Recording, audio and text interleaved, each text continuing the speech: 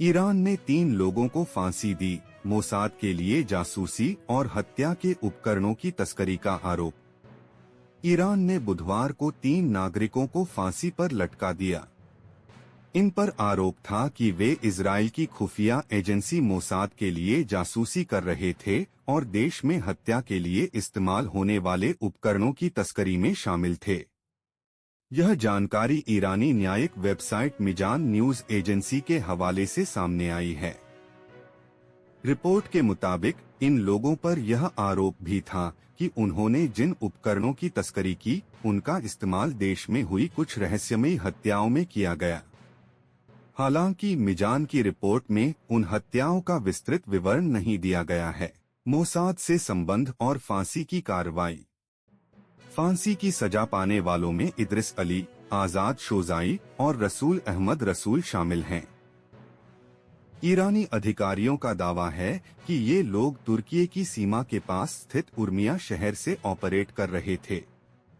न्यायपालिका के मुताबिक इन तीनों ने यहूदी राष्ट्र इजराइल की खुफिया एजेंसी के इशारों पर देश में अस्थिरता फैलाने और हत्याएं करवाने के उद्देश्य से उपकरणों की तस्करी की कोशिश की थी। ईरान में जासूसी की सजा, मौत। ईरान ने दशकों से इजराइल को अपना कट्टर दुश्मन माना है। इसके चलते मोसाद के लिए जासूसी या संपर्क रखने के आरोप में पहले भी कई लोगों को मौत की सजा दी जा चुकी है। हालिया घटनाक्रम उसी नीति की एक और मिसाल है। युद्ध के बाद बड़े स्तर पर गिरफ्तारियां। नोर न्यूज के मुताबिक हाल ही में ईरान और इजराइल के बीच 12 दिन चले युद्ध के बाद सीज फायर लागू हुआ था। इसके एक दिन बाद ही जासूसी के आरोप में करीब 700 लोगों को गिरफ्तार किया गया। कहा जा रहा है कि इन सभी लोगों पर इजरायली एजेंसियों से संपर्क रखने और देश विरोधी गतिविधियों में शामिल होने का आरोप है। परमाणु वैज्ञानिकों की हत्याएं और मोसाद की भूमिका। इजराइल कई बार यह दावा कर चुका है कि उसने ईरान के कई परमाणु वैज्ञानिकों को मार गिराया है।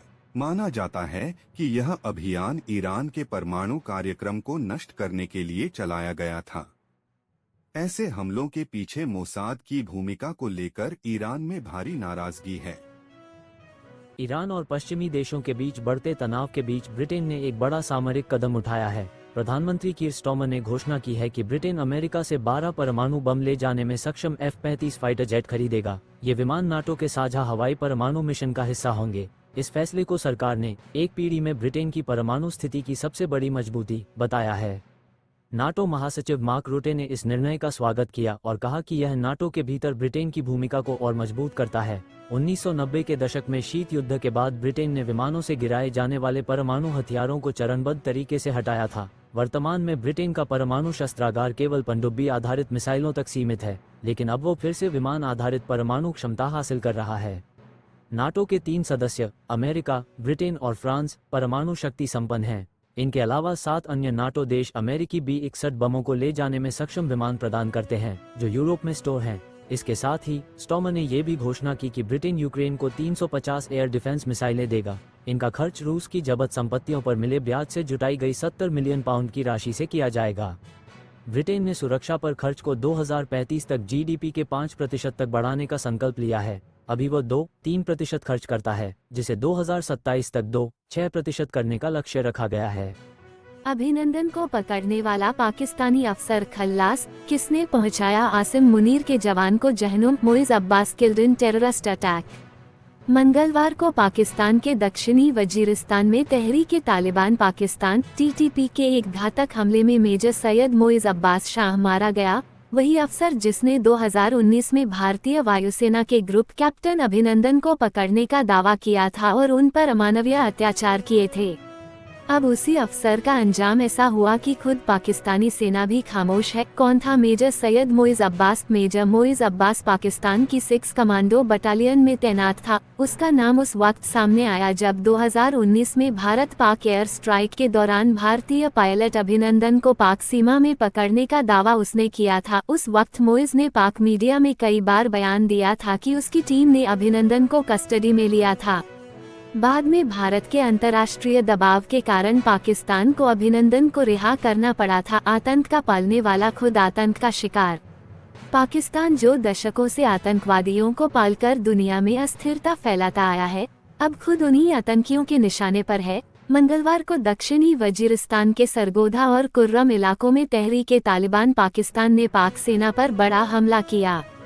घात लगाकर किए गए इस हमले में 14 पाकिस्तानी सैनिक मारे गए, जिनमें मेजर मोइज अब्बास भी शामिल था। किसने पहुंचाया मोइज को जहन्नुम? इस ऑपरेशन में तालिबान ने अचानक हमला किया, जिससे पाकिस्तानी जवान संभल नहीं पाए। घात की जगह थी सरगोधा, जहां मोइज अब्बास एक तलाशी अभियान में शामिल था।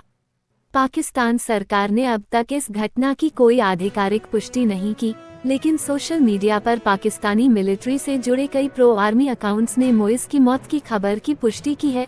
पाक सेना की खामोशी क्यों? पाक सेना ने हमले में कुछ सैनिकों के मारे जाने की बात स्वीकार की है, लेकिन अभी तक मेजर सैयद मोइज अब्बास के मारे जाने की पुष्टि नहीं की है। माना जा रहा है कि अंतर्राष्ट्रीय दबाव और इंटरनल डेमोरलाइजेशन के डर से पाक सेना अब अपने ही अधिकारियों की मौत छुपा रही है। याद करें अभिनंदन की बहादुरी। 2019 में जब भारत पाक तनाव अपने चरम पर था, तब ग्रुप कैप्टन अभिनंदन ने अपने मिग-21 से पाकिस्तान के F-16 को गिराया था। इसके बाद उनका विमान दुर्घटनाग्रस्त हो गया और वे पाकिस्तान की सीमा में उतरे। पाकिस्तानी सेना ने उन्हें कैद कर लिया और वहीं से मेजर मोइज अब्बास की कहानी शुरू हुई। आज उसी कहानी का खात्मा उसी जमीन पर हुआ जिसे पाकिस्तान अपनी सुरक्षा का गढ़ मानता है, आतंकवाद का बूमरैंग। जिस आतंकवाद को पाकिस्तान ने भारत के खिलाफ हथियार बनाया, वही अब पाकिस्तान की सेना को चबा रहा है। एक एक कर पाक सेना के अफसरों को निशाना बनाया जा रहा है और पाकिस्तान की साख दुनिया भर में मिट्टी में मिल रही है।